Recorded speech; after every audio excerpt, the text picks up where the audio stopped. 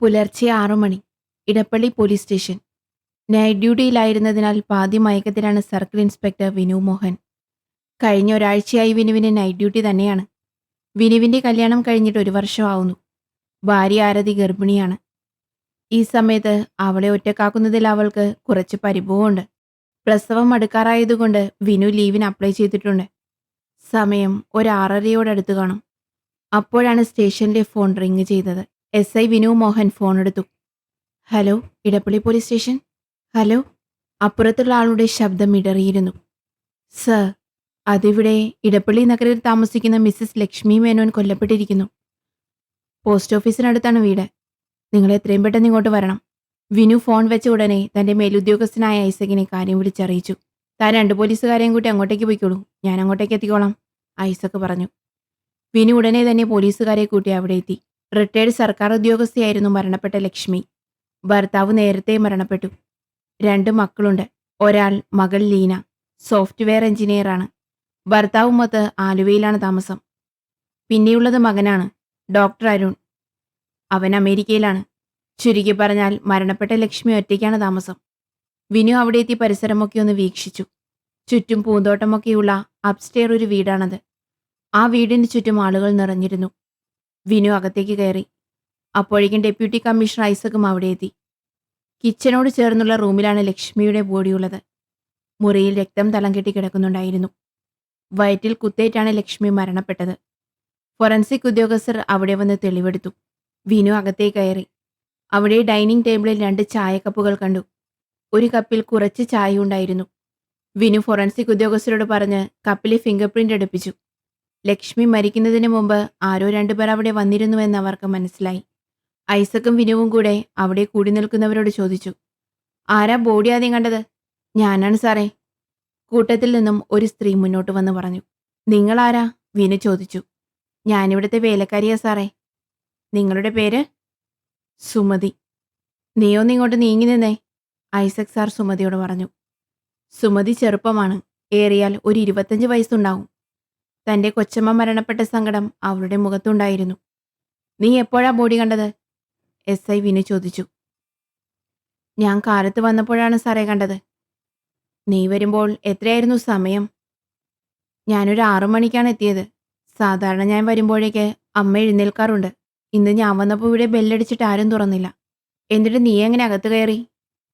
ഞാൻ അടുക്കള ഭാഗത്തു കൂടെ പോയപ്പോൾ അവിടെ ഡോറ് ചാരിയിട്ടിട്ടേ ഉള്ളൂ. അങ്ങനെയാണ് കയറിയത്. എന്നെ ഒരു മോളെ പോലെയാണ് ലക്ഷ്മിയമ്മ കണ്ടിരുന്നത്. ഇത് പറഞ്ഞ് സുമതി പൊട്ടിക്കരഞ്ഞു. നിന്റെ വീടെവിടാ? ഞാനിവിടെ അടുത്തുള്ള കോളനിയിലാണ് താമസം. ഇവിടെ എത്ര വർഷമായി ജോലി ചെയ്യാൻ തുടങ്ങിയിട്ട്? 2 വർഷമായി സാറേ. ശരി. ഐസക് സാർ അടുത്തുള്ള മുറിയിലേക്ക് പോയി. അവിടെ ലക്ഷ്മിയമ്മയുടെ മകളുണ്ടായിരുന്നു, ലീന. ആകെ വിഷമിച്ചിരിക്കുന്ന ലീനയോട് ഐസക് ചോദിച്ചു, അമ്മയുടെ തനിച്ചായിരുന്നൂലേ താമസം? അതെ. ഇൻക്വസ്റ്റ് കഴിഞ്ഞ ഐസക്കും വിനുവും തിരിച്ച് സ്റ്റേഷനിലെത്തി. തിരിച്ചെത്തിയ ശേഷം ഐസക് ചോദിച്ചു, മിസ്റ്റർ വിനു മോഹൻ, ഈ കേസിനെ കുറിച്ച് എന്താ പറയാനുള്ളത്? ആ വീട്ടിൽ ആരും ബലപ്രയോഗം നടത്തിയതിന്റെ ലക്ഷണമൊന്നുമില്ല. പിന്നെ അലമാരയിൽ നിന്നും സാധനങ്ങൾ വലിച്ചു വാരിയിട്ടിട്ടുണ്ട്. അതിൽ നിന്നും ആരോ കാര്യമായി അന്വേഷിച്ചിട്ടുണ്ടെന്നാണ് മനസ്സിലാവുന്നത്. ഇത് കേട്ട ഐസക് പറഞ്ഞു, അറിയുന്ന ആൾക്കാർ വന്നാൽ മാത്രമേ ലക്ഷ്മിയമ്മ വാതിൽ തുറക്കൂ എന്നാണ് മകൾ ലീനയിൽ നിന്നും അറിഞ്ഞത്. അതുകൊണ്ട് തന്നെ അവരെ നന്നായി അറിയാവുന്ന ആരോ ആണ് ഇത് ചെയ്തത്. തീർച്ചയായിട്ടും സാർ. ഇനി ഫോറൻസിക് റിപ്പോർട്ടും പോസ്റ്റ്മോർട്ടം റിപ്പോർട്ടും കൂടെ കിട്ടിയാൽ നമുക്ക് ബാക്കി നോക്കാം. പിന്നെ മിസ്റ്റർ വിനു, 2 ദിവസത്തിനുള്ളിൽ അവരുടെ മകൻ അരുൺ നാട്ടിലെത്തും. പിന്നെ ലക്ഷ്മിയമ്മയുടെ കോൾ ഡീറ്റെയിൽസ് എടുക്കണം. ആ വേലക്കാരി ഒന്ന് നിരീക്ഷിക്കണം. Okay sir. രാത്രി ഒരു 9 മണിയായപ്പോൾ ഐസക്കിന് വിനുവിന്റെ കോൾ വന്നു. ഹലോ, വിനു പറയൂ. സർ, ലക്ഷ്മി മേനോന്റെ പോസ്റ്റ്മോർട്ടം റിപ്പോർട്ട് കിട്ടി. വയറ്റിൽ പറ്റിയ ആഴത്തിലുള്ള മുറിവാണ് മരണകാരണം. പിന്നെ രാത്രി ഒരു 8:30-ക്കുള്ളിൽ മരണം സംഭവിച്ചിട്ടുണ്ട്. അവിടെ നിന്നും ഒരാളുടെ ഫിംഗർ പ്രിന്റാണ് കിട്ടിയിട്ടുള്ളത്. ലക്ഷ്മി മേനോന്റെ കോൾ ഡീറ്റെയിൽസ് എടുത്തു. മരണപ്പെട്ട ദിവസം ഒരു 3 തവണ മകൾ ലീന ഇങ്ങോട്ടും ലക്ഷ്മി മേനോൻ അങ്ങോട്ടും വിളിച്ചിട്ടുണ്ട്. പിന്നെ ഒരു പ്രൈവറ്റ് നമ്പറിൽ നിന്ന് കോൾ വന്നിട്ടുണ്ട്. അതിന്റെ ഡീറ്റെയിൽസ് കിട്ടിയിട്ടില്ല. അരുൺ നാട്ടിലെത്തിയിട്ടുമുണ്ട്. ഓക്കെ വിനു, നാളെ രാവിലെ പോയി ലീന, അരുൺ എന്നിവരെ കാണണം. പിന്നെ അവരുടെ ഫാമിലി വക്കീലിനെയും. Okay sir. രാവിലെ 11 മണിയായപ്പോഴേക്കും SI വിനു മോഹൻ കോൺസ്റ്റബിൾ രാജുവിനെയും കൂട്ടി കൊച്ചിയിലെ മിസ്സിസ് ലീനയുടെ വീട്ടിലെത്തി. കോളിംഗ് ബെല്ലടിച്ചു. സെർവൻ്റാണ് ഡോറ് തുറന്നത്. ലീനയില്ലേ? വിനു മോഹൻ ചോദിച്ചു. മാഡം അകത്തുണ്ട്, വിളിക്കാം. നിങ്ങൾ അകത്തോട്ടേക്ക് ഇരിക്കൂ. വിനു മോഹനും കോൺസ്റ്റബിൾ രാജുവും അകത്തേക്ക് കയറി. വിശാലമായ ഒരു ലിവിംഗ് റൂമാണ് അവർക്ക് അവിടെ കാണാൻ സാധിച്ചത്. നല്ല ഭംഗിയുള്ള ഫർണിച്ചേഴ്സ് കൊണ്ട് ആ മുറി നിറച്ചിരുന്നു. ചുമരിൽ മിസ്സിസ് ലക്ഷ്മി മേനോനും ലീനയും അവരുടെ അച്ഛനും ഒരുമിച്ചുള്ള ഫോട്ടോ തൂക്കിയിട്ടിരിക്കുന്നു. വിനു മോഹൻ ആ മുറി നന്നായി ഒന്ന് കണ്ണോടിച്ചു. അതിനിടയിൽ ലീന അവിടേക്കെത്തി. എന്താ സാറേ? ലീന ചോദിച്ചു. മിസ്സിസ് ലീന, നിങ്ങളുടെ അമ്മയുടെ മരണവുമായി ബന്ധപ്പെട്ട് കുറച്ച് കാര്യങ്ങൾ കൂടി ചോദിക്കാനുണ്ട്. ലീന ദയവായി ഞങ്ങളോട് സഹകരിക്കണം. ഓ, തീർച്ചയായും. നിങ്ങളിരിക്കൂ. സി മിസ്സിസ് ലീന, നിങ്ങളുടെ അമ്മ വയറ്റിൽ ആഴമേറിയ കുത്തേറ്റാണ് മരിച്ചത്.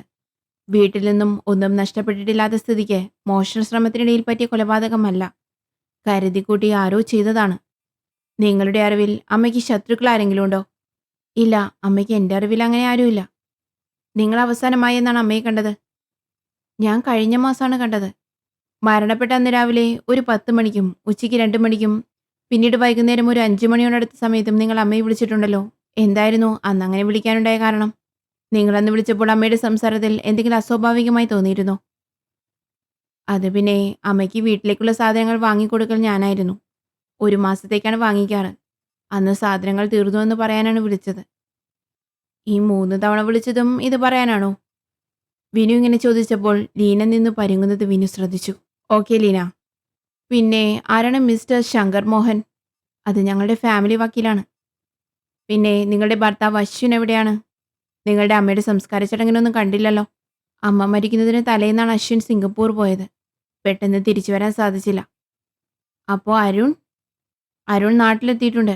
ഇവിടെ കൊച്ചിയിലെ മഹാറാണി ഹോട്ടലിലാണ് താമസിക്കുന്നത്. അരുണിനോടൊന്ന് സ്റ്റേഷൻ വരെ വരാൻ പറയണം. ആ, ലീന തലയാട്ടി. അപ്പോൾ ശരി, ഞങ്ങളിപ്പോൾ പോകുന്നു. എന്തെങ്കിലും ആവശ്യമുണ്ടെങ്കിൽ വിളിപ്പിക്കും. ഐസക് അഡ്വക്കേറ്റ് ശങ്കരമോഹന്റെ ഓഫീസിൽ അദ്ദേഹത്തെ കാത്തിരിക്കുകയാണ്. അദ്ദേഹം കോടതിയിൽ നിന്നും തിരിച്ചെത്താൻ 4 മണി കഴിഞ്ഞു. മിസ്റ്റർ ഐസക്, മുഷിഞ്ഞു കാണുമല്ലേ? ശങ്കരമോഹൻ ചിരിച്ചുകൊണ്ട് ചോദിച്ചു. അത് സാരില്ല, ആവശ്യം എൻ്റെയല്ലേ. ഐസക് ഇരിക്കൂ. എന്താ കാര്യം? ഇടപ്പള്ളി നഗർ മഠത്തിൽ വീട്ടിൽ ലക്ഷ്മി മേനോൻ മരണപ്പെട്ടത് അറിഞ്ഞില്ലേ? യെസ്, ഞാനാണല്ലോ അവരുടെ ഫാമിലി അഡ്വക്കേറ്റ്. മിസ്സിസ് ലക്ഷ്മി മേനോന് സ്വത്തുപരമായ എന്തെങ്കിലും പ്രശ്നമുള്ളതായി അറിയോ? ഏയ്, അങ്ങനെയൊന്നുമില്ല ഐസക്. പിന്നെ കഴിഞ്ഞ ഒരു 2 ആഴ്ച മുമ്പ് ലക്ഷ്മി എന്നെ വിളിച്ചിരുന്നു. ഉള്ള സ്വത്തിൻ്റെ കാര്യത്തിൽ സുപ്രധാനമായ കുറച്ച് തീരുമാനങ്ങൾ എടുക്കാനുണ്ടെന്ന് പറഞ്ഞു. പക്ഷേ അത് കഴിഞ്ഞ് കുറച്ച് ദിവസങ്ങൾക്കുള്ളിൽ അവർ കൊല്ലപ്പെട്ടല്ലോ. ഓക്കെ, അവരുടെ മരണശേഷം മക്കളാരെങ്കിലും ഈ കാര്യം പറഞ്ഞ് വിളിച്ചിരുന്നോ?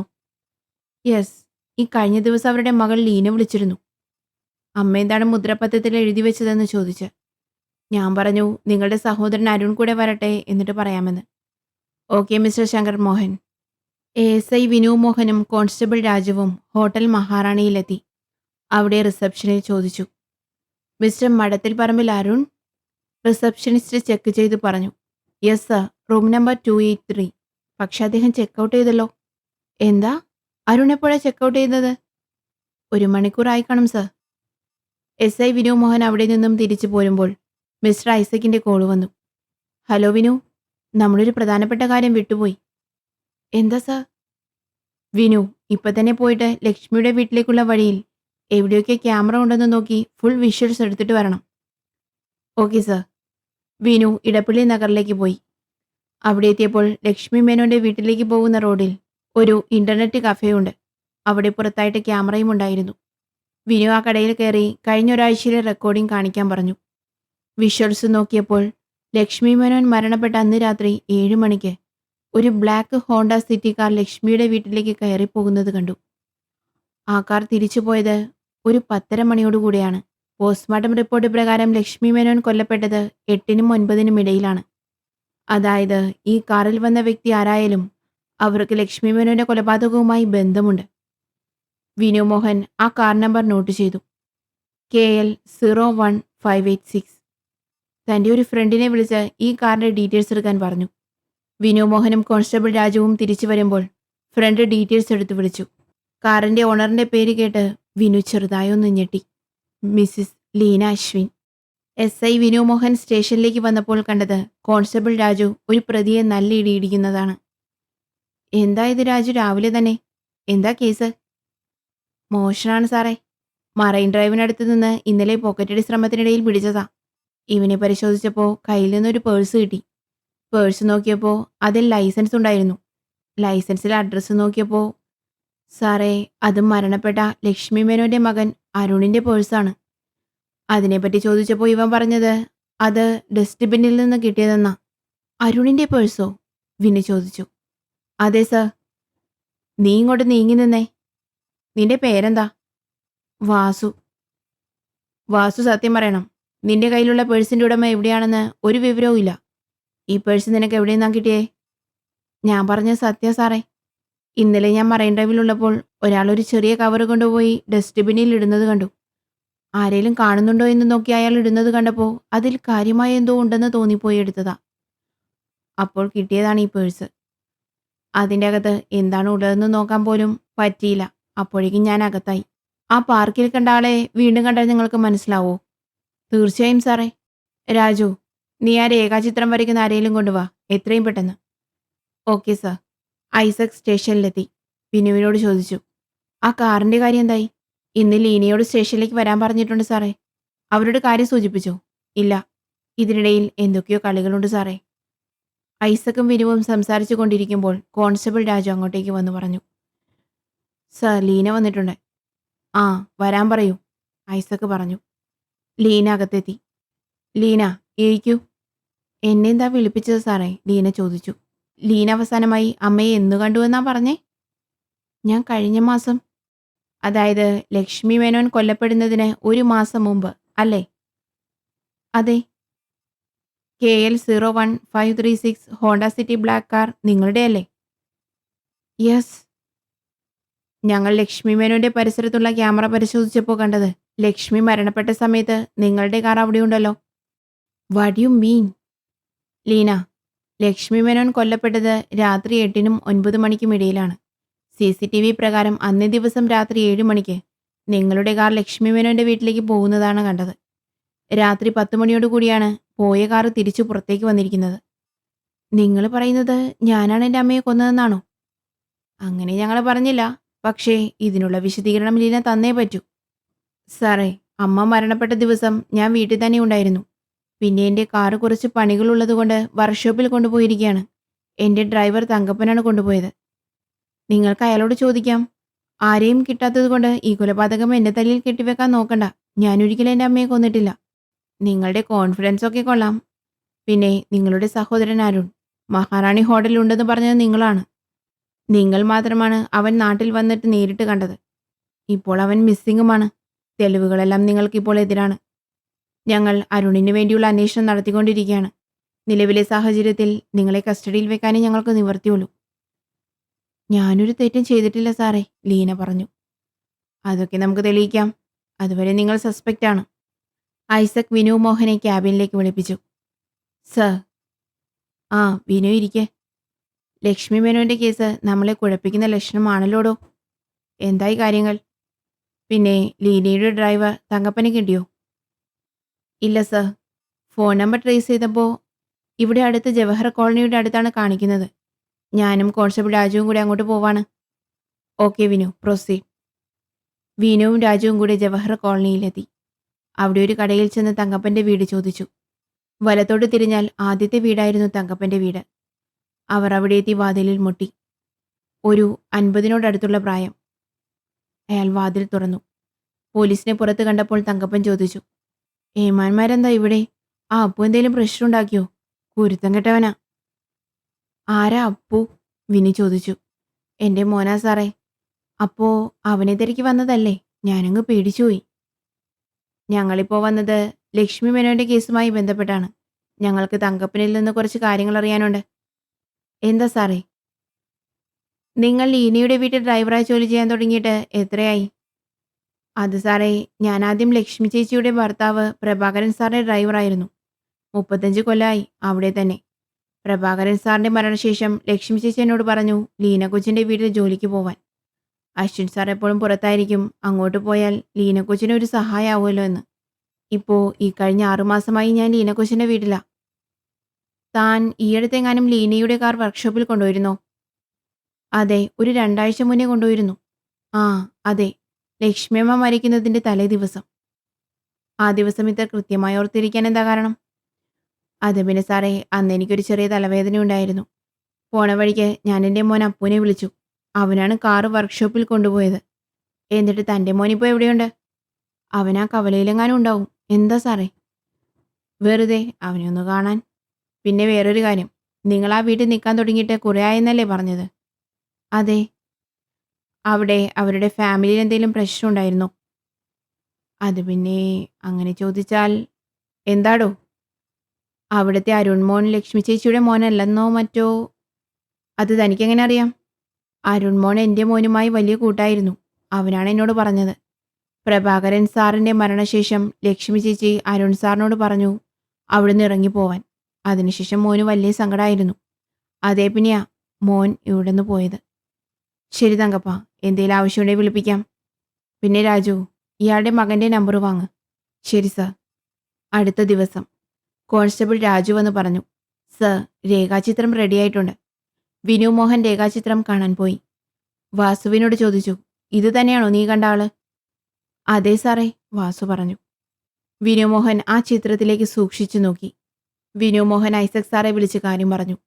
ഐസക് പെട്ടെന്ന് തന്നെ സ്റ്റേഷനിലെത്തി. ഐസക് വിനുവിനോട് പറഞ്ഞു, നീ ഈ ചിത്രം ലീനയെ കാണിക്കണം. പുള്ളിക്കാരി ആളെ തിരിച്ചറിയുന്നുണ്ടോ എന്ന് നോക്കണം. Okay sir. വിനുമോഹൻ പെട്ടെന്ന് തന്നെ ലീനയുടെ അടുത്തേക്ക് പോയി.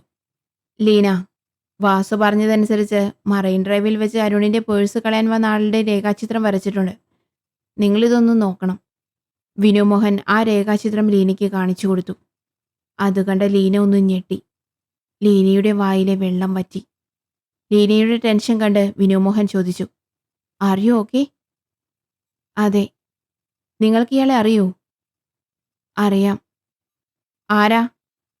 അശ്വിൻ, എൻ്റെ ഭർത്താവ്. വാട്ട്?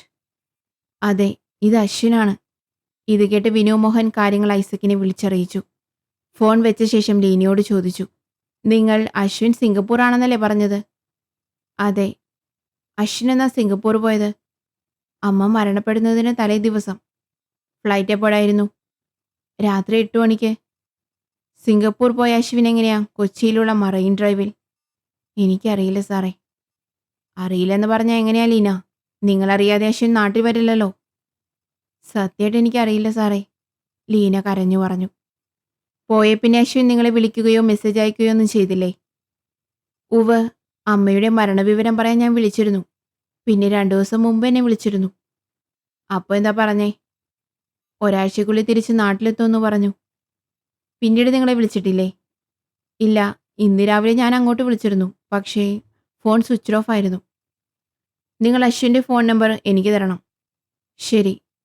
പിന്നെ വേറൊരു കാര്യം, അരുൺ നിങ്ങളുടെ സ്വന്തം അനിയൻ തന്നെയല്ലേ? അതെന്താ സാർ അങ്ങനെ ചോദിച്ചേ? ഞങ്ങൾ അന്വേഷിച്ചപ്പോൾ അറിഞ്ഞത് അരുൺ ലക്ഷ്മി മേനോൻ്റെ മകൻ അല്ലെന്നാണല്ലോ. എനിക്കറിയില്ല. നിങ്ങളുടെ അച്ഛൻ്റെ മരണശേഷം നിങ്ങളുടെ അമ്മ അരുണിനോട് വീട്ടിൽ നിന്നും ഇറങ്ങിപ്പോകാൻ പറഞ്ഞതും നിങ്ങൾക്കറിയില്ലേ? ഇല്ല. എല്ലാം അറിയില്ല എന്ന് പറഞ്ഞാൽ എങ്ങനെയാ ലീന? നിങ്ങൾ സത്യം പറയണം, അല്ലെങ്കിൽ ബുദ്ധിമുട്ടാവും. സർ, അരുണിനോട് അമ്മ ഇറങ്ങിപ്പോകാൻ പറഞ്ഞത് സത്യമാണ്. പക്ഷേ അത് നിങ്ങൾ പറഞ്ഞതുപോലുള്ള കാരണം കൊണ്ടല്ല. പിന്നെ? അത് പിന്നെ പറയൂ ലീന. കാര്യങ്ങൾ തുറന്നു പറഞ്ഞാൽ മാത്രമേ നമുക്ക് അന്വേഷണമായി സ്മൂത്തായി മുന്നോട്ട് പോകാൻ സാധിക്കൂ. വിനു മോഹൻ പറഞ്ഞു. അത് ഞങ്ങളുടെ വീട്ടിൽ ജോലിക്ക് നിൽക്കുന്ന സുമതിയും അരുണും തമ്മിൽ ഇഷ്ടത്തിലായിരുന്നു. സുമതി അമ്മയ്ക്ക് ഇഷ്ടമായിരുന്നു. പക്ഷേ ജോലിക്ക് വന്നവളെ വീട്ടുകാരിയാക്കാനുള്ള ബുദ്ധിമുട്ട് അല്ലേ? വിനു ചോദിച്ചു. അതെ, അമ്മ അവളോട് ജോലിക്ക് വരണ്ട എന്ന് പറഞ്ഞു. പക്ഷേ അരുണിന് വാശിയായി. അവൻ സുമതിയെ പിന്നെ വിളിച്ചുകൊണ്ട് വന്നു. അങ്ങനെയാ അമ്മ അവനോട് ഇറങ്ങിപ്പോവാൻ പറഞ്ഞത്. പിന്നീട് അവൻ തിരിച്ചു വന്നത് അമ്മയുടെ മരണത്തിൻ്റെ ചടങ്ങിനാണ്. പുറത്താരും അറിയാതിരിക്കാനാണ് അവൻ വിദേശത്താണെന്ന് ഞങ്ങൾ കള്ളം പറഞ്ഞത്. വിനു അവിടെ നിന്നും ഇറങ്ങി. വിനുവിൻ്റെ ഫോൺ റിങ് ചെയ്യുന്നുണ്ടായിരുന്നു. ജീപ്പ് ഒതുക്കി നിർത്തി ഫോൺ എടുത്തു. ഹലോ, കോൺസ്റ്റബിൾ രാജു ആണ്. ഹലോ സർ, ഡ്രൈവർ തങ്കപ്പൻ്റെ മകൻ അപ്പുവിനെ കിട്ടിയിട്ടുണ്ട്. സ്റ്റേഷനിലെത്തിയ ഉടൻ വിനു മോഹൻ കോൺസ്റ്റബിൾ രാജുവിനെ വിളിച്ച് കസ്റ്റഡിയിലുള്ള അപ്പുവിനെ കൊണ്ടുവരാൻ പറഞ്ഞു. രാജു അപ്പുവിനെ അങ്ങോട്ടേക്ക് കൊണ്ടുവന്നു. വിനു മോഹൻ അപ്പുവിനെ നോക്കി. മെലിഞ്ഞ ശരീരം, ആകെ അലങ്കോലമായ രീതിയിൽ അടുക്കി വെച്ച മുടി. അപ്പു തലകുനിച്ച് നിൽക്കായിരുന്നു. ഡാ, നീയൊന്ന് തലപൊക്കിക്കേ, വിനു പറഞ്ഞു. അവൻ തലയുയർത്തി വിനുവിനെ നോക്കി. വിനി ചോദിച്ചു. നീ അന്ന് ലീനയുടെ കാർ എങ്ങോട്ടാ കൊണ്ടുപോയത്? വർക്ക്ഷോപ്പിൽ. കള്ളം പറയുന്നോടാ. നീ വർക്ക്ഷോപ്പിൽ കൊണ്ടുപോയ കാർ എങ്ങനെയാടാ അന്ന് തന്നെ മരിച്ച ലക്ഷ്മിയുടെ വീട്ടിൽ എത്തിയത്? സത്യം പറയടാ, അന്ന് നീ അവിടെ പോയില്ലേ? നീയല്ലേ ലക്ഷ്മി മേനോനെ കൊന്നത്? അല്ല സർ. ഒന്നുകിൽ നീ, അല്ലെങ്കിൽ വേറെ ആരേലും. എന്തായാലും നിനക്കിതിൽ പങ്കുണ്ട്. ഇത് നിന്റെ മൊബൈൽ നമ്പർ അല്ലേ? അതെ. ഈ നമ്പറിൽ നിന്ന് അന്ന്, അതായത് ലക്ഷ്മി മേനോൻ മരണപ്പെട്ട ദിവസം ഈ നമ്പറിലേക്ക് നീ കുറേ തവണ വിളിച്ചിട്ടുണ്ട്. ലക്ഷ്മി മേനോന്റെ മരണത്തിന് ശേഷം ആ നമ്പർ സ്വിച്ച് ഓഫ് ആണ്. അത് അരുണിന്റെ നമ്പറാണ്. അരുണിന്റെയോ? എന്നിട്ട് അരുൺ ഇപ്പോൾ എവിടെയുണ്ട്? അവൻ അവരുടെ മൂന്നാറിലെ എസ്റ്റേറ്റിലുണ്ട്. അപ്പോ നീ നടന്നതൊക്കെ തുറന്നു പറഞ്ഞാ നിന്നെ ഞങ്ങൾ മാപ്പ് സാക്ഷിയാക്കാം, വിനു മോഹൻ പറഞ്ഞു. അന്ന് അരുൺ പറഞ്ഞിട്ടാണോ നീ കാറ് വർക്ക്ഷോപ്പിൽ കൊണ്ടുപോകാതെ മാറ്റിയത്? അത് സാർ, അരുൺ പറഞ്ഞപ്പോ അന്ന് അച്ഛൻ വിളിച്ച് എന്നോട് കാറ് വർക്ക്ഷോപ്പിൽ കൊണ്ടുപോകണമെന്ന് പറഞ്ഞു. ഞാൻ അതുമായി പോകുമ്പോഴാണ് അരുൺ വിളിച്ചത്. കയ്യിൽ ലീന ചേച്ചിയുടെ കാറുണ്ടെന്ന് പറഞ്ഞപ്പോൾ അവൻ അതുമായി ഫോർട്ട് കൊച്ചിയിലെത്താൻ പറഞ്ഞു. അന്ന് വീട്ടിൽ നിന്ന് ഇറങ്ങിപ്പോയ ശേഷം ഫോർട്ട് കൊച്ചിയിൽ അവൻ്റെ ഫ്രണ്ടിൻ്റെ കൂടെയാണ് താമസിക്കുന്നത്. ഞാൻ അവൻ പറഞ്ഞ പ്രകാരം കാറുമായി അവിടെ എത്തി. പിന്നീട് അവൻ ആ കാറുമായി പോയി രാത്രിയാണ് തിരിച്ചു വന്നത്. വേറൊന്നും എനിക്കറിയില്ല സാറേ, അപ്പു പറഞ്ഞു. ഐസക് സ്റ്റേഷനിലെത്തി വിനുവിനെ റൂമിലേക്ക് വിളിപ്പിച്ചു. എന്തായിടോ കാര്യങ്ങൾ? സർ, അശ്വിൻ്റെ നമ്പർ ട്രേസ് ചെയ്യാൻ കൊടുത്തിട്ടുണ്ട്. ലീനയെ എപ്പോൾ കോൺടാക്ട് ചെയ്താലും നമ്മളറിയും. പിന്നെ ഡ്രൈവർ തങ്കപ്പൻ്റെ മകൻ അപ്പുവിനെ കസ്റ്റഡിയിലെടുത്തു. മൂന്നാറിലെ പ്രഭാകര പണിക്കരുടെ എസ്റ്റേറ്റിൽ അരുണുണ്ടെന്നാണ് അവനെ ചോദ്യം ചെയ്തപ്പോൾ അറിയാൻ കഴിഞ്ഞത്. എന്നാൽ നമുക്ക് പെട്ടെന്ന് അങ്ങോട്ട് പോവാം. Yes sir. പിന്നെ അപ്പു പറഞ്ഞത് വെച്ച് അരുണാണ് ക്രൈം ചെയ്തിരിക്കുന്നത്. തനിക്കെന്ത് തോന്നുന്നു? എനിക്ക് തോന്നുന്നത് അപ്പു പറഞ്ഞത് പകുതി സത്യം പകുതി കളവുമാണ്. അവൻ്റെ ബോഡി ലാംഗ്വേജിൽ നിന്ന് എനിക്ക് മനസ്സിലായത് അതാണ്. ഓ, തനിക്കങ്ങനെ തോന്നിയോ? അതെ, അവൻ ആരെയോ പ്രൊട്ടക്റ്റ് ചെയ്യുന്നുണ്ട്. അതിനുവേണ്ടി അവനുണ്ടാക്കിയ കഥയാണ് ഇന്ന് പറഞ്ഞത്. എന്തൊക്കെയോ എവിടെയൊക്കെയോ മിസ്സായതുപോലെ തോന്നുന്നു. ഇതിനുത്തരം കിട്ടണമെങ്കിൽ ആ 2 പേരെ കൂടി നമുക്ക് കിട്ടണം, അരുണിനെയും അശ്വിനെയും. അരുണിനെ തേടി മൂന്നാറിലേക്ക് വന്നതാണ് ഐസക്കും കോൺസ്റ്റബിൾ രാജുവും SI വിനുവും. അവരുടെ കൂടെ അപ്പുവിനെയും കൂട്ടിയിരുന്നു. ഇനി എത്ര ദൂരമുണ്ട്? ഐസക് അപ്പുവിനോട് ചോദിച്ചു. ജംഗ്ഷനിലെത്തിയാൽ ഇടത്തോട്ടൊരു റോഡുണ്ട്. അത് എസ്റ്റേറ്റ് ബംഗ്ലാവിലേക്കുള്ള വഴിയാണ്. അവർ ബംഗ്ലാവിലെത്തി. ഡാ, നീ പോയി അവനെ കൂട്ടിക്കൊണ്ടുവന്നേ. അത് പോടാ, അപ്പുവിനോട് വിനു പറഞ്ഞു. അവൻ മുമ്പിലേക്ക് ചെന്ന് കോളിംഗ് ബെൽ അടിച്ചു. അരുൺ കർട്ടൻ മാറ്റി നോക്കി. പുറത്ത് അപ്പുവിനെ കണ്ടപ്പോൾ വാതിൽ തുറന്നു. നീ എന്താ ഇപ്പോൾ ഇങ്ങോട്ട് വന്നത്? അരുൺ ചോദിച്ചു. അപ്പു ഒന്നും മിണ്ടിയില്ല. നാട്ടിലെ അവസ്ഥ എന്താ, സീനാണോ? നിനക്ക് നാട്ടിലെ അവസ്ഥ ഞങ്ങൾ പറഞ്ഞുതരാം. ഇതും പറഞ്ഞ് ഐസക് മുന്നിലേക്ക് വന്നു. ഐസക്കിനെ കണ്ടതും അരുൺ പിറകിലേക്ക് ഓടി. പക്ഷെ പിറകിൽ വിനു മോഹൻ ഉണ്ടായിരുന്നു. വിനുവിൽ നിന്ന് രക്ഷപ്പെടാൻ അരുണിനായില്ല. അപ്പോഴേക്ക് ഐസക് അവിടെ എത്തി. ഡാ പുന്നാരം മോനെ, തള്ളയും കൊന്ന് ഇവിടെ ഒളിച്ചു താമസിച്ച് ഉണ്ടാക്കാന്ന് കരുതി അല്ലേടാ? ഐസക് ചോദിച്ചു. ഞാൻ ആരെയും കൊന്നിട്ടില്ല സാറേ, അരുൺ കരഞ്ഞു പറഞ്ഞു. അതൊക്കെ ഞങ്ങൾ നിന്നെക്കൊണ്ട് പറയിപ്പിച്ചോളാം. Police head quarters. വിനുവും ഐസക്കും അരുണിനെ ചോദ്യം ചെയ്തുകൊണ്ടിരിക്കുകയാണ്. അരുൺ പറഞ്ഞു. സത്യമായിട്ട് ഞാൻ എൻ്റെ അമ്മയെ കൊന്നിട്ടില്ല സാറേ. നിങ്ങൾ എത്ര തല്ലിയാലും എനിക്കിത് തന്നെ പറയാനുള്ളൂ. എനിക്കെങ്ങനെ എൻ്റെ അമ്മയെ കൊല്ലാൻ പറ്റും? അതിന് ലക്ഷ്മി മേനോൻ നിൻ്റെ അമ്മയല്ലല്ലോ. നിങ്ങൾ എന്തൊക്കെയായി പറയുന്നേ? എനിക്കൊന്നും മനസ്സിലാവണില്ല. വിനു മോഹൻ അപ്പുവിനെ ആ മുറിയിലേക്ക് കൊണ്ടുവന്നു. എന്നിട്ട് ചോദിച്ചു. ലക്ഷ്മി മേനോൻ അരുണിൻ്റെ അമ്മയല്ല എന്ന് നിന്നോട് ഇവൻ പറഞ്ഞിട്ടില്ലേ? ഉണ്ട്. അപ്പു. അരുൺ ഇത് കേട്ട് ഉച്ചത്തിൽ വിളിച്ചു. ഇവൻ്റെ ഐഡന്റിറ്റി കാർഡ്, ലൈസൻസ് ഒക്കെ എന്തിനാ നിന്റെ കയ്യിൽ തന്നത്? വേറൊരു സിം എടുക്കാനാ. അപ്പു, നീ എന്തൊക്കെയാണ് പറയുന്നേ? എന്തു തന്നു? ആർക്ക് തന്നു? അരുൺ ചോദിച്ചു. അപ്പു ഒന്നും മിണ്ടാതെ തലതാഴ്ത്തി നിന്നു. വിനുമോഹൻ ചോദിച്ചു. അരുൺ, നിങ്ങളുടെ ലൈസൻസ്, ഐഡന്റിറ്റി ഒക്കെ നിങ്ങളുടെ കയ്യിലുണ്ടോ? ഇല്ല സർ, അമ്മ മരണപ്പെട്ടതിൻ്റെ പിറ്റേന്ന് എൻ്റെ പേഴ്സ് കളഞ്ഞുപോയി. ഞാൻ വേറെ സിമ്മൊന്നും എടുത്തില്ല. അമ്മയെ നീ കൊന്നില്ലെങ്കിൽ നീ എന്തിനാ മൂന്നാർ പോയി ഒളിച്ചു താമസിച്ചത്? ഞാനവിടെ ഒളിച്ചു താമസിച്ചതല്ല. ഞാനും വീട്ടിൽ ജോലിക്ക് വന്ന സുമതി ഇഷ്ടത്തിലാണ്. 2 ദിവസത്തിനകം സുമതി വീട്ടുകാരറിയാതെ മൂന്നാറിലേക്ക് വരാമെന്ന് പറഞ്ഞിരുന്നു. അവിടെ പോയി രജിസ്റ്റർ മാരേജ് ചെയ്യാനായിരുന്നു ഞങ്ങളുടെ പ്ലാൻ. അതിനിടയിലാണ് എൻ്റെ ഐഡന്റിറ്റി കാർഡൊക്കെ നഷ്ടപ്പെട്ടത്. അതുകൊണ്ട് തൽക്കാലത്തേക്ക് ഞാൻ അവിടെ തന്നെ നിന്നതാണ്. അമ്മ മരണപ്പെട്ട ദിവസം നീ എവിടെയായിരുന്നു? ഞാൻ ഫോർട്ട് കൊച്ചിയിൽ എൻ്റെ ഫ്രണ്ടിൻ്റെ ഫ്ലാറ്റിലായിരുന്നു. അന്ന് നീയും അപ്പുവും തമ്മിൽ കണ്ടിരുന്നോ? ഇല്ല. പക്ഷെ അപ്പു പറഞ്ഞത് നീ അവനെ വിളിച്ച് അങ്ങോട്ട് വരാൻ പറഞ്ഞെന്നാണല്ലോ. ഇല്ല സർ, ഞാൻ അവനെ കണ്ടിട്ടില്ല. അവൻ കള്ളം പറയാണ്.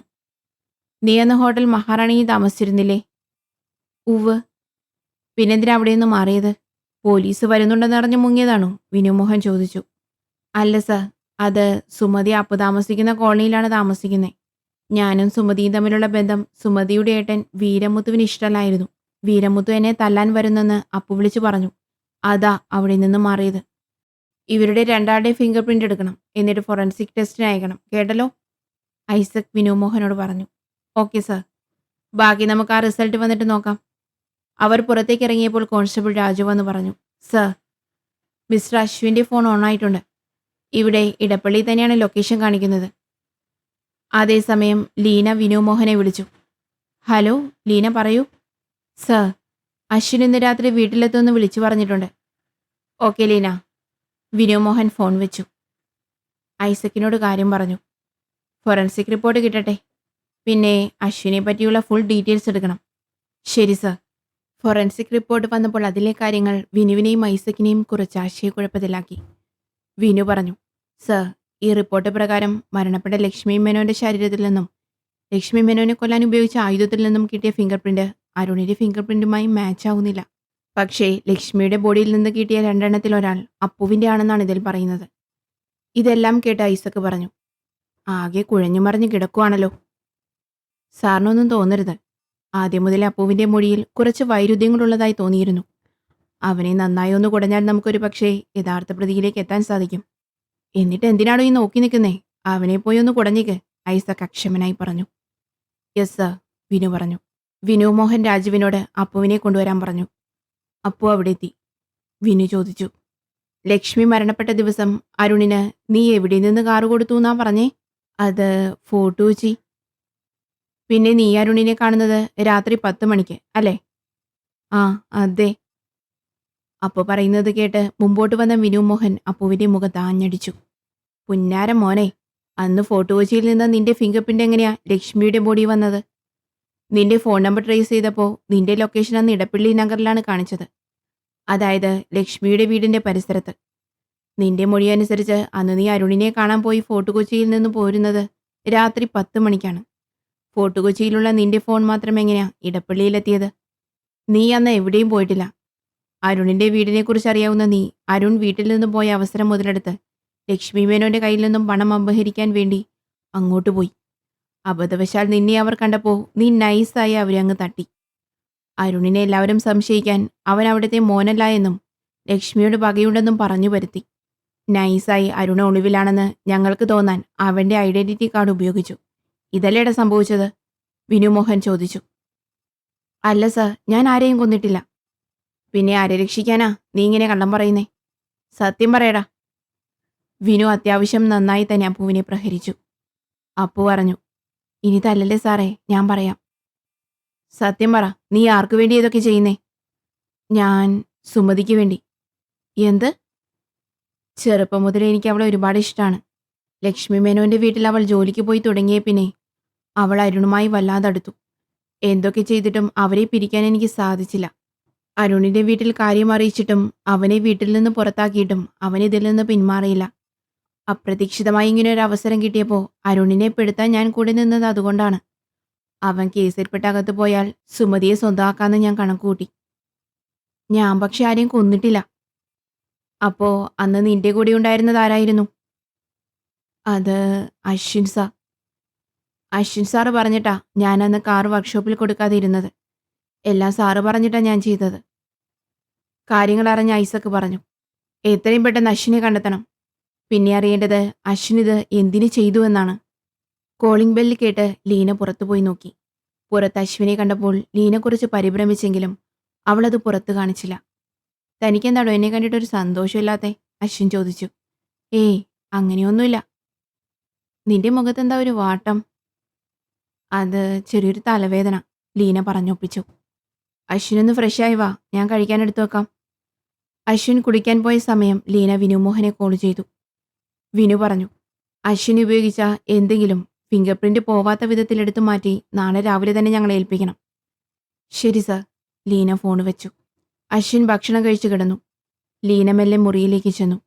അശ്വിൻ ഉറങ്ങിയെന്ന് ഉറപ്പുവരുത്തി അവൾ അശ്വിൻ്റെ ബാഗ് പരിശോധിച്ചു. അതിൽ നിന്ന് അവൾ ഡ്രസ്സൊക്കെ എടുത്തു നോക്കി. അതിൻ്റെ അടിയിൽ നിന്ന് അവൾക്കൊരു കത്തി കിട്ടി. അത് കണ്ട് അവൾ ശരിക്കും ഞെട്ടി. അവളതെല്ലാം എടുത്തെടുത്ത് തന്നെ വെച്ചു. ആകെ ടെൻഷനായി അവൾ ആ മുറിയിൽ നിന്ന് പുറത്തേക്ക് പോയി. എന്നാൽ അവൾ പുറത്തിറങ്ങിയപ്പോൾ അശ്വിൻ കണ്ണു തുറന്നു. അശ്വിൻ അതുവരെ ഉറങ്ങിയതുപോലെ കിടക്കുമായിരുന്നു. അവൾ പുറത്തെ ബാൽക്കണിയിലേക്ക് പോയി. വിനുമോഹനെ കോൾ ചെയ്തു. ഹലോ, എന്താ ലീന പറയൂ. സാർ, എത്രയും പെട്ടെന്ന് ഇങ്ങോട്ട് വരണം. എനിക്കെന്തോ പേടി തോന്നുന്നു. അശ്വിൻ്റെ ബാഗിൽ നിന്ന് കത്തി കിട്ടി. ഹേയ് കൂൾ ലീന, ലീനയ്ക്കൊന്നും സംഭവിക്കില്ല, ഞങ്ങളിപ്പോൾ എത്താം. ലീന ഫോൺ വെച്ച് തിരിഞ്ഞപ്പോൾ മുമ്പിൽ ചിരിച്ചുകൊണ്ട് നിൽക്കുന്നത് കണ്ട് ലീന ഞെട്ടി. എന്താ മോളെ രാത്രി, ആർക്കാ നീ ഫോൺ ചെയ്യുന്നേ? അത് ഞാൻ എൻ്റെ ഒരു ഫ്രണ്ടിനെ വിളിച്ചതാ. ഇത് പറഞ്ഞു പോവാൻ നോക്കിയ ലീനയെ അശ്വിൻ കൈകൊണ്ട് തടഞ്ഞു. അങ്ങനെ അങ്ങ് പോയാലോ? എപ്പോ മുതലാടി പോലീസുകാർ നിന്റെ ഫ്രണ്ടായത്? എൻ്റെ കൂടെ നിന്ന് എന്നെ തന്നെ പണിയുന്നോടി. അശ്വിൻ ലീനയുടെ മുഖത്ത് വീശിയടിച്ചു. അടികൊണ്ട ലീന പറഞ്ഞു, എനിക്കറിയണം എൻ്റെ അമ്മയുടെ മരണത്തിന് പിന്നിൽ ആരാണെന്ന്. അതേടി, അത് ഞാൻ തന്നെയാ. എന്താ നിങ്ങൾ പറഞ്ഞത്? ലീന അശ്വിൻ്റെ ഷർട്ടിൽ കയറി പിടിച്ചു. കൈയെടുക്കടി. എല്ലാം ഞാൻ പ്ലാൻ ചെയ്ത പോലെ തന്നെ നടന്നതാ. ആ അപ്പുവെല്ലാം നശിപ്പിച്ചു. നിങ്ങളെന്തിനാ എൻ്റെ അമ്മയെ? ആ തള്ളയോട് ഞാൻ ആവുന്നത്ര പറഞ്ഞതാ അരുണിന്റെ ഷെയർ എനിക്ക് എഴുതിത്തരാൻ. കേട്ടില്ല. ഇറങ്ങിപ്പോയ മകൻ വരുമ്പോൾ കൊടുക്കാൻ വെച്ചതാണ്. എൻ്റെ അച്ഛൻ ജീവിച്ചിരുന്നപ്പോൾ ഓരോന്ന് പറഞ്ഞ് നിങ്ങൾ ഒരുപാട് പണം വാങ്ങിയിട്ടുണ്ട്. എന്നിട്ടിപ്പോ എൻ്റെ അമ്മയെ നിങ്ങൾ കിടന്നു തുള്ളാതടി. നിന്നെപ്പോലെ ഒരുത്തിയെ പൊറപ്പിക്കുന്നതിന് ഇതൊന്നും പോരടി. എൻ്റെ ജീവിതം നിങ്ങൾ നശിപ്പിച്ചു.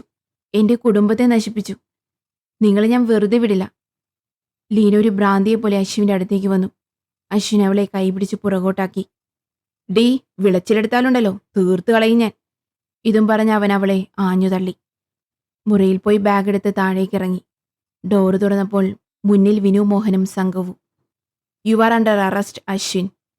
അശ്വിനെ വിനു മോഹനും സംഘവും അറസ്റ്റ് ചെയ്തു. അവൻ്റെ ബാഗും സാധനങ്ങളും അവർ കണ്ടെടുത്തു. അവർ അശ്വിനെ ജീപ്പിൽ കയറ്റി അവിടെ നിന്ന് പോയി. വിനുമോഹൻ ഐസക്കിനെ വിളിച്ച് വിവരം പറഞ്ഞിരുന്നു. അശ്വിനെ വിശദമായി ചോദ്യം ചെയ്യാൻ പോലീസ് ഹെഡ്ക്വാർട്ടേഴ്സിലേക്കാണ് കൊണ്ടുപോയത്. അവർ അവിടെ എത്തുമ്പോഴേക്ക് ഐസക് അവിടെ എത്തിയിരുന്നു. അവിടെ ഒരു മുറിയിൽ അശ്വിനെ ഇരുത്തി അവർ. വിനുമോഹൻ പറഞ്ഞു, അശ്വിൻ്റെ ബാഗിൽ നിന്ന് ഒരു കത്തി കണ്ടെടുത്തിട്ടുണ്ട്. അത് ഫോറൻസിക് പരിശോധനയ്ക്ക് വിടണം. അവർ രണ്ടാളും കൂടി അശ്വിനെ ഇരുത്തിയ മുറിയിലേക്ക് പോയി. അശ്വിൻ അവരോട് ചോദിച്ചു, എന്ത് തെളിവിൻ്റെ അടിസ്ഥാനത്തിലാണ് നിങ്ങളെന്നെ അറസ്റ്റ് ചെയ്തത്? തെളിവൊക്കെ ഞങ്ങളെ കൊണ്ട് കാണിച്ചു വരുന്നുണ്ട്. ആദ്യം നീ ഞങ്ങൾ ചോദിക്കുന്നതിന് മറുപടി പറ. എന്താ നിങ്ങൾക്കറിയണ്ടേ? അപ്പുവിനെ നീ അറിയോ? ആ, അറിയാം. എങ്ങനെ? അവൻ ഞങ്ങളുടെ വീട്ടിലെ ഡ്രൈവർ തങ്കപ്പൻ്റെ മകനാണ്. അങ്ങനെ അറിയാം. അത്രയുള്ളൂ? നിങ്ങൾ തമ്മിൽ വേറെ ഇടപാടൊന്നുമില്ലേ? ഇല്ല. അന്ന് ലീനയുടെ കാർ അപ്പുവിൻ്റെ കയ്യിൽ നിന്ന് പോണ്ടിച്ചേരിയിൽ നിന്ന് വാങ്ങിയത് താനല്ലേ? അല്ല, നിങ്ങൾ എന്തൊക്കെയായി പറയുന്നേ? കഴിഞ്ഞ 2 ആഴ്ചയായിട്ട് സിംഗപ്പൂരിലുള്ള ഞാനെങ്ങനെയാ ഇവിടെ പോണ്ടിച്ചേരിയിൽ വന്ന് കാർ എടുക്കുന്നേ? കൂൾ മിസ്റ്റർ അശ്വിൻ, വിനു പറഞ്ഞു. നിങ്ങൾ പോയി എന്ന് പറയുന്ന ദിവസത്തിലെ ഫ്ലൈറ്റിൻ്റെ പാസഞ്ചേഴ്സ് ലിസ്റ്റിലൊന്നും അശ്വിൻ്റെ പേരില്ല. അതിനർത്ഥം അശ്വിനൊന്ന് എവിടെയും പോയിട്ടില്ല, ശരിയല്ലേ? ഇത് കേട്ട് അശ്വിനൊന്നും പറഞ്ഞില്ല. ഐസക് പറഞ്ഞു, പുന്നാരം മോനെ, നിനക്കുള്ള പൂട്ട് ഞങ്ങളുടെ കയ്യിലുണ്ട്. ഇനി നീ എന്ത് ചെയ്തു എന്ന് തുറന്നു പറഞ്ഞാൽ മതി. ഞാൻ എന്ത് ചെയ്തെന്നാ? എനിക്കൊന്നും മനസ്സിലാവുന്നില്ല. എടാ, നിനക്ക് ഞങ്ങൾ മനസ്സിലാക്കി തരാം. അവർ കോൺസ്റ്റബിൾ രാജുവിനെ വിളിച്ച് അപ്പുവിനെ കൊണ്ടുവരാൻ പറഞ്ഞു. രാജു അപ്പുവിനെ അങ്ങോട്ട് കൊണ്ടുവന്നു. അപ്പുവിനോട് അശ്വിനെ കാണിച്ച് വിനുമോഹൻ ചോദിച്ചു, ഈ സാറിനെ നിനക്കറിയൂലേ? അറിയാം. എന്നാ കാര്യങ്ങൾ അങ്ങോട്ട് പറഞ്ഞേ. അന്ന് ലീന മാഡത്തിൻ്റെ കാർ വർക്ക്ഷോപ്പിൽ കൊണ്ടുപോകുമ്പോൾ അശ്വിൻ സാർ എന്നെ വിളിച്ചു. സാറ് പോണ്ടിച്ചേരിയിലുണ്ട്, കാറുമായി അങ്ങോട്ട് വരാൻ പറഞ്ഞു. സാറ് പറഞ്ഞതനുസരിച്ച് ഞാൻ അങ്ങോട്ട് പോയി. അവിടെ ചെന്നപ്പോൾ സാറ് എൻ്റെ നിന്ന് കീ വാങ്ങി. ഞാൻ കാർ ഓടിച്ചോളാം എന്ന് പറഞ്ഞു. സാറ് നേരെ പോയത് ലക്ഷ്മി ചേച്ചിയുടെ വീട്ടിലേക്കാണ്. എന്നോട് പുറത്തു നിന്നോളാൻ പറഞ്ഞു. കുറേ സമയം കഴിഞ്ഞും സാറിനെ കാണാതായപ്പോൾ ഞാൻ ഉള്ളിൽ കയറി നോക്കി. അപ്പോൾ അശ്വിൻ്റെ മുഖത്തേക്ക് നോക്കി. നീ അങ്ങോട്ട് നോക്കണ്ട, കാര്യം പറ, ഐസക് പറഞ്ഞു. അവിടെ ലക്ഷ്മി ചേച്ചി മരിച്ചു കിടക്കുമായിരുന്നു. ഞാനത് കണ്ട് പേടിച്ചു പോയി സാറേ. അബദ്ധം പറ്റിയതാണെന്നും കൂടെ നിൽക്കണമെന്നും അശ്വിൻ സാർ പറഞ്ഞു. മതി, ബാക്കി കാര്യങ്ങൾ ഞങ്ങൾക്കറിയാം, വിനു പറഞ്ഞു. അശ്വിൻ കേട്ടല്ലോ? ഇനി പറ, എന്തിനു വേണ്ടിയാണ് താനത് ചെയ്തത്? അശ്വിൻ ഒന്നും പറയാതെ തല താഴ്ത്തി നിന്നു. ഡാ, നിന്റെ നാവ് ഇറങ്ങിപ്പോയോ? ഐസക് ചോദിച്ചു. നിന്നെ കൊണ്ട് പറയിപ്പിക്കാൻ ഞങ്ങൾക്കറിയാം. ഫോറൻസിക് റിപ്പോർട്ടൊക്കെ കിട്ടിയപ്പോൾ തെളിവുകളെല്ലാം അശ്വിനെതിരായിരുന്നു. ഇതെല്ലാം വിനു മോഹൻ അശ്വിന് മുന്നിൽ നിരത്തിയപ്പോൾ അവന് കുറ്റസമ്മതം നടത്തേണ്ടി വന്നു. യെസ്, ഞാൻ തന്നെയാണ് കൊന്നത്, അവൻ പറഞ്ഞു. നീ തന്നെയാണ് ചെയ്തതെന്ന് ഞങ്ങൾക്കറിയാം. എന്തിനു ചെയ്തു എന്ന് പറഞ്ഞാൽ മതി ഇനി, അശ്വിൻ പറഞ്ഞു തുടങ്ങി. ലീനയെ വിവാഹം കഴിക്കുന്ന സമയം ഞാൻ വലിയൊരു ബിസിനസ് ടൈക്കൂണായിരുന്നു. എന്നാൽ എൻ്റെ ചില ചീത്ത ശീലങ്ങൾ കാരണം കയ്യിലുള്ളതെല്ലാം എനിക്ക് നഷ്ടമായി. ഞാനത് ലീനയിൽ നിന്നും അവളുടെ ഫാമിലിയിൽ നിന്നും മറച്ചുവെച്ചു. ആദ്യം പോയതുപോലെ തന്നെ ബിസിനസ് ട്രിപ്പ് എന്ന് പറഞ്ഞ് ഞാൻ എപ്പോഴും വീട്ടിൽ നിന്ന് പോകും. എന്നിട്ട് കുറച്ച് ദിവസം ഞാൻ പോണ്ടിച്ചേരിയിൽ പോയി താമസിക്കും. എന്നാൽ ബിസിനസ്സൊക്കെ നഷ്ടമായിട്ടും ഞാൻ ആദ്യം ജീവിച്ച പോലെ തന്നെ ആഡംബരമായി തന്നെ ജീവിച്ചു പോന്നു. അതിന് പലയിടത്തു നിന്നും കടം വാങ്ങി. ലീന അറിയാതെ ലീനയുടെ അമ്മയുടെ കയ്യിൽ നിന്നും ഞാൻ 10 ലക്ഷം വാങ്ങിയിരുന്നു. എന്നാൽ ഞാൻ പണം കൊടുക്കാനുള്ള ഒരു ബ്ലേഡുകാരൻ ഗോവിന്ദമേനോൻ ലീനയുടെ വീട്ടിലേക്ക് വിളിച്ച് കാര്യങ്ങൾ പറഞ്ഞു. അതോടുകൂടി എൻ്റെ ബിസിനസ് നഷ്ടത്തിലാണെന്നും മറ്റും അമ്മ അറിഞ്ഞു. എന്നാൽ അരുൺ വീട്ടിൽ നിന്നിറങ്ങിപ്പോയപ്പോൾ ലക്ഷ്മിയമ്മ എന്നെ വിളിച്ചു പറഞ്ഞു. ഞാൻ കൊടുക്കാനുള്ള പണം എത്രയും പെട്ടെന്ന് കൊടുക്കാൻ, അവർക്ക് അരുണിൻ്റെ അക്കൗണ്ടിൽ ഇടാനാണെന്നും പറഞ്ഞു. ഞാൻ അവരോട് സാവകാശം ചോദിച്ചു. എന്നാൽ അവർ എത്രയും പെട്ടെന്ന് തിരിച്ചു കൊടുത്തില്ലെങ്കിൽ എല്ലാം എല്ലാവരെയും അറിയിച്ച് നാണം കെടുത്തു എന്ന് പറഞ്ഞു. എൻ്റെ മനസ്സിൽ അവരോടുള്ള പക വളർന്നു. എനിക്ക് ആ കാശ് തിരിച്ചു കൊടുക്കാൻ കഴിയുമായിരുന്നില്ല. സ്വത്തിൽ പകുതി അരുണിൻ്റെ പേരിലാക്കിയതും എൻ്റെ ദേഷ്യം വർദ്ധിപ്പിച്ചു. അവരെ കൊല്ലാനും ആ കുറ്റം അരുണിൻ്റെ തലയിലാക്കാനും ഞാൻ തീരുമാനിച്ചു. അരുൺ ജയിലിലായാൽ ആ സ്വത്തൊക്കെ ലീനയിലൂടെ എന്നിലെത്തുമെന്ന് ഞാൻ കണക്കുകൂട്ടി. അങ്ങനെ അന്ന് ഞാൻ ലക്ഷ്മി മേനോൻ്റെ വീട്ടിലെത്തി. ആദ്യം ഞാൻ കാര്യങ്ങൾ പറഞ്ഞ് മനസ്സിലാക്കാൻ നോക്കി. എന്നാൽ അവരത് കേൾക്കാൻ തയ്യാറായില്ല. അതുകൊണ്ട് കയ്യിൽ കരുതിയ കത്തിയെടുത്ത് ഞാൻ അവരെ കുത്തി. കുറ്റവാളിയെ ഹാജരാക്കി വിനു മോഹനും ഐസക്കും FIR DIGക്ക് കൈമാറി. DIG അവരെ അഭിനന്ദിച്ചു. പ്രതികൾക്ക് അർഹിച്ച ശിക്ഷ വാങ്ങിച്ചു കൊടുത്ത സന്തോഷത്തോടുകൂടെ വിനു കോടതിയിൽ നിന്നും പുറത്തേക്കിറങ്ങി. ഡിയർ ഫ്രണ്ട്സ്, ഈ കഥയുടെ അവസാനിച്ചു. കൂടുതൽ കഥകളുമായി നമുക്ക് വീണ്ടും കാണാം. ചാനൽ ഒന്ന് സബ്സ്ക്രൈബ് ചെയ്യാൻ മറക്കല്ലേ. Thank you.